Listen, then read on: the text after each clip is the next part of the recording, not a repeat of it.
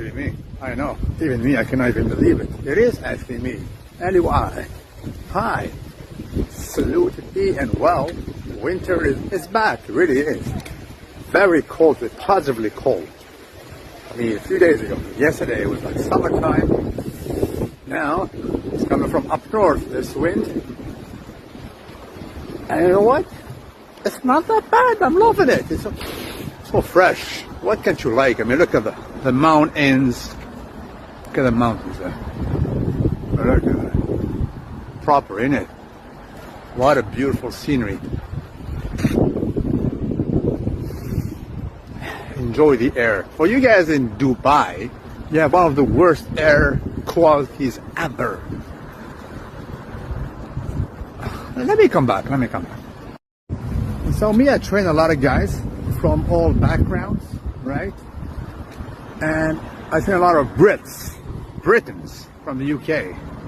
Obviously they're fleeing London because London is becoming like Birmingham. London has fallen. And so these guys flock to the colonies, baby please, one of which was the UAE, Dubai. It was not a colony, it was some sort of a protectorate, right?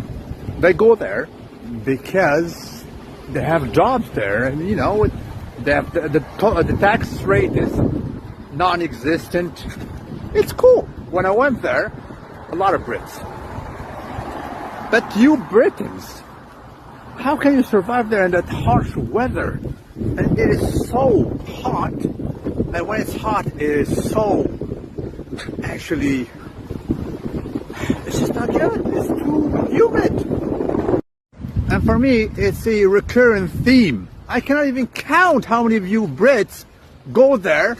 You have enthusiasm, you're so motivated to go there. Of course, you make a lot of money.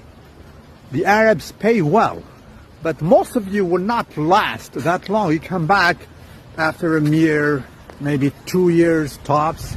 Louis, I'm back. And you gain a bonanza life because food is abundant, right? So you want to go to the colonies, please, you always come back to London or what have you. Of course, it gets worse in London. The tax are up the gills. But there you have it. It's a common theme. Brits who flock in their legions to Dubai, and then they come and they complain to me, Louis, you cannot survive there. It's in urban jungle, there is no greenery, there is no scenery, no lakes.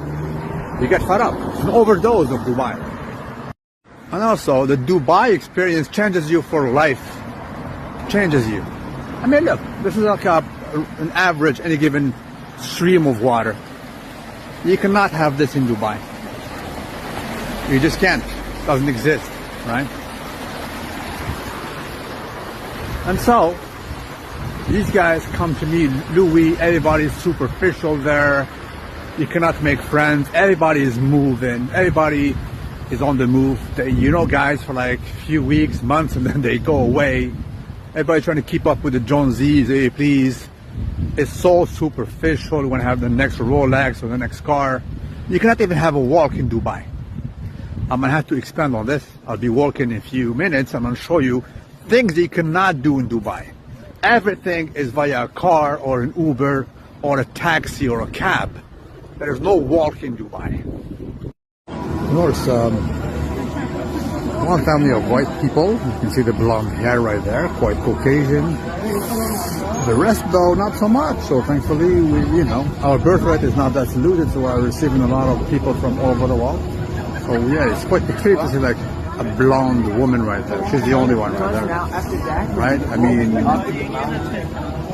alongside me, if you do consider me being white, we're a minority now. You know why? Because our birthright is not loyal. And so that's why, thankfully, there's some people from other countries and landscapes coming here to basically help us reboost our anemic birth rate, which is not loyal. You can see. Thank you guys for coming. Welcome. Welcome. Bring some more, please. We need you. And so, Margoa, this reminds me of Switzerland, right, in Europe. I'm glad to know that Switzerland technically is not part of the EU, European Union that is, so it's not part of the EU.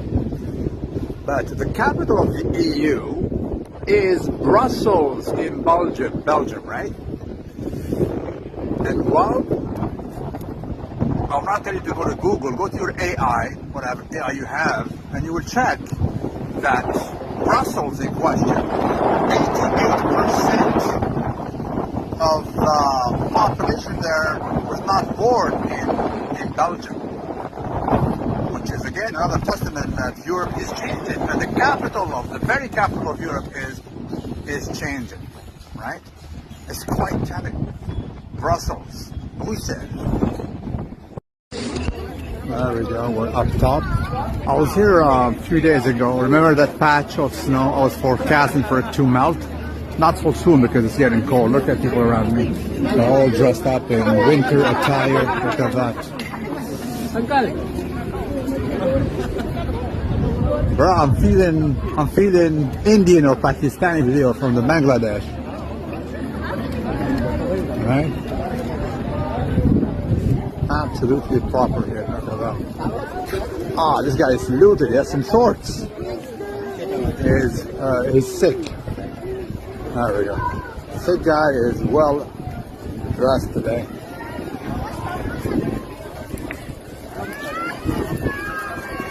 Proper. Well, talking about the Brits who are fleeing overseas, these are the colonies of old, namely Dubai. There is a big YouTuber, probably you guys know him, especially if you're into cars. His name is Yanni. Yanni is a Brit of a Greek descent. He's Greek, but he's quite dark. You look at him, he looks like an Indian or a Pakistani, right? He's quite famous. He is always on Car Wow. Car Wow is one of the biggest outlets of cars in the world.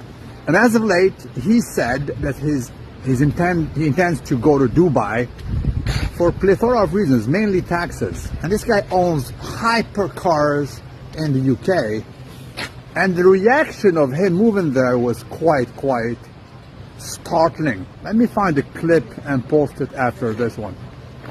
Last video, you'll know after 20 years in the game, I'm closing down the Yanni wrapping business and I'm packing my bags and seeing what the rest of the world has to offer. Now I know what you're thinking, why would I leave the UK? The weather's fantastic, the tax rates are incredible, crime is virtually non-existent. So I'm now throwing all this away because I've decided the world is my oyster. I don't even know what an Oyster card is. What's this actually used for? For like the buses and trains. Anyway, I've got a list of potential countries I want to live in. And as you guys guessed in the comments, I'm starting with Dubai. However, I've got several major problems that I need to address before I make the move outside of the UK. First is safety. I love the UK, I'm born and bred in Wembley, and I've lived in London my whole life. But there was 50,000 more crimes reported in the last year alone, with phone theft going up 33%, meaning in 2024, there was one phone stolen every 7.5 minutes. Now, as someone that was a victim of a violent burglary, there's 10 reasons I want to leave the UK. He also reported to be eyeing up a villa worth around 15 million on Dubai's Billionaires Row, reports Supercar Blondie. It was a video that I shot and I was looking at properties, and even in that video that I shot, I clearly said, I don't know if we'll ever get to a stage to ever be able to afford a property of this value, but to just experience it, be in it and see it, it's incredible. The way they've made you think that I'm really going to buy £15 million to buy a property on Billionaires Row. I wish. I ain't got that money. So that's Yanni, quite known on social media of Yanni Mize.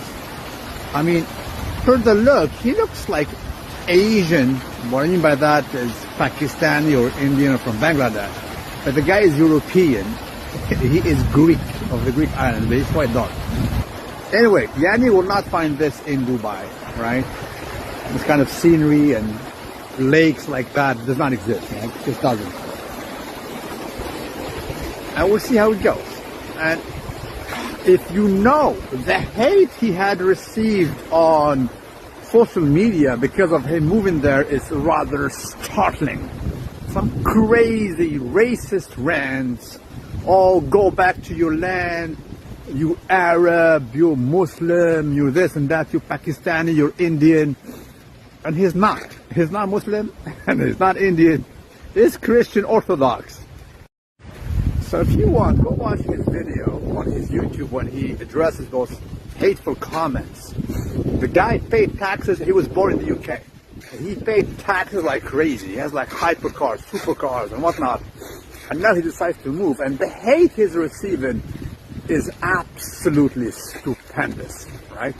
And so it's quite telling. There is a dynamic of Europeans trying to flee to other countries, and when they can't, and you do it, they hate on you.